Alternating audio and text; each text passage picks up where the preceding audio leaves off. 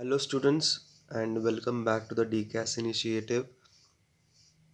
My name is Swaraj, and without wasting time, let's start with the first topic.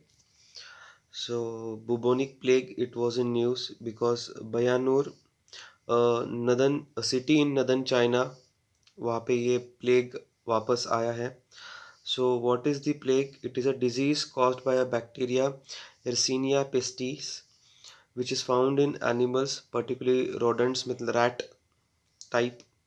It is transmitted to humans through infected animals and fleas. तो middle age मतलब 5th century से लेके 15 century तक इसे black death बोलते थे क्योंकि बहुत millions of people were dying through this disease क्योंकि वो टाइम पे नया नया था. So basically there are three types of plague: bubonic plague, pneumonic plague and septicemic plague.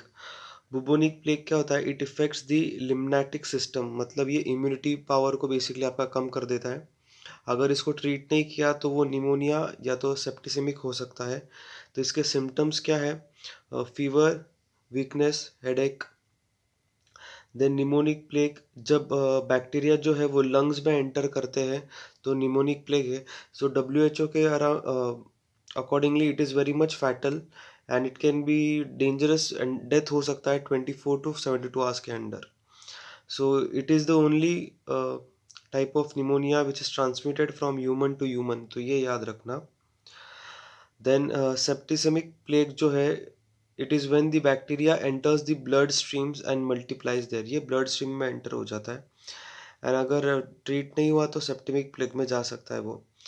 तो इनका देखना, जो भी बेसिकली सिम्टम्स होता है, जो स्किन है वो ब्लैक टर्न होती है. ठीक है, स्किन जो है वो ब्लैक कलर में टर्न हो जाती है. देन इंडिया भी कुछ इससे अनअफेक्टेड नहीं है.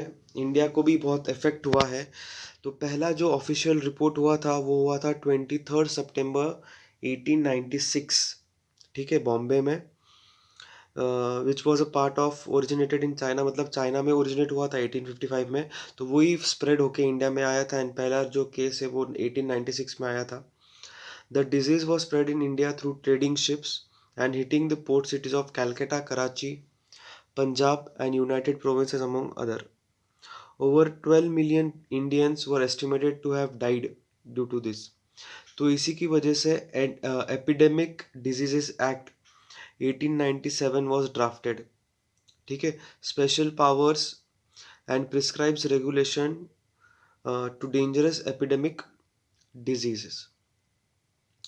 Then the next news is countering America's adversaries through sanctions act, काटसा. तो बेसिकली यहाँ पे यूएस ने उनके सारे एलीज को, मतलब फ्रेंड्स को, बोला है कि जो भी अगर रशिया के साथ ज़्यादा ट्रेड करेगा, डिफेंस के रिलेटेड ट्रांजैक्शन करेगा, परचेस करेगा, तो उनको उनके ऊपर सैंक्शंस आ सकते हैं under CAATSA. So it is a federal law which was enacted in 2017 to impose sanction on the country if they trade with Iran, North Korea और रशिया. अगर ये डिफेंस डील या डिफेंस ट्रांजैक्शन बहुत ज़्यादा करते हैं इन तीन कंट्रीज़ के साथ तो आपके ऊपर सैंक्शंस लग सकते हैं, सैंक्शंस. ठीक है.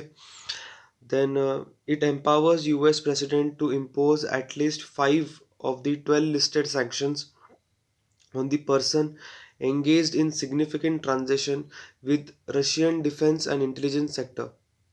सो देखते हैं क्या सैंक्शंस है. लोन नहीं प्रोवाइड करेंगे, एक तो वो एक्सपोर्ट इंपोर्ट बैंक असिस्टेंट नहीं मिलेगा उनको. ठीक है, prohibition on procurement of United states government, मतलब कोई भी गुड्स एंड सर्विसेज वो प्रोक्योर नहीं करेंगे वो स्टेट से. एंड वीज़ाज डिनाइल करेंगे उनके सिटीजन्स को. ठीक है, तो ये सैंक्शंस वो लोग लगाने वाले हैं. Then the last is Namami Gange. It was in news because World Bank and Government of India have signed a loan agreement 400 million का to enhance rejuvenating of Ganga. तो क्लीन गंगा अवेयरनेस करने के लिए, उसके आजू बाजू जो प्लांटेशन और ये सब चीज़ें करने के लिए ये पैसा वो लोग यूज़ करने वाले हैं. सो ये नमामि गंगे प्रोग्राम क्या है? It is a umbrella programme which integrates previous and current ongoing initiatives by enhancing efficiency, extracting synergies and supplementing them with more comprehensive and better coordinated intervention. So it has been implemented by National Mission for Clean Ganga, and its state counterparts, तो 5 states इसमें involve है basically. So ये national Ganga council है जो इसके ऊपर day to day बोल सकते हैं या तो मॉनिटरिंग का काम करती है बेसिकली. 2016 में इसको एस्टैब्लिश किया था under river Ganga rejuvenation protection and management authority order 2006. And जो इसके पहले बॉडी थी national Ganga river basin authority, इसको डिसॉल्व कर दिया. तो ये जो नेशनल गंगा काउंसिल है it is headed by prime minister. याद रखना, कभी कभी एनवायरनमेंट मिनिस्टर होगा या कुछ अलग होगा तो एनवायरनमेंट थोड़ा सा रिलेटेड लगता है इसके, तो ऑप्शन में तुम लोग वो टिक करके आ सकते हो. तो प्राइम मिनिस्टर इसके हेड होते हैं एंड बाकी जो मेंबर्स होते हैं वो चीफ मिनिस्टर ऑफ 5 बेसिन, तो उत्तराखंड, यूपी, बिहार, झारखंड एंड वेस्ट बंगाल. ठीक है, तो ये भी उसके मेंबर्स होते हैं. So what are the main pillars of Namami Gange programme?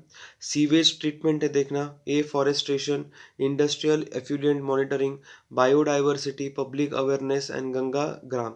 So these are the basic pillars of Namami Gange program. Hope you have understood the lecture. If you have any doubt, you can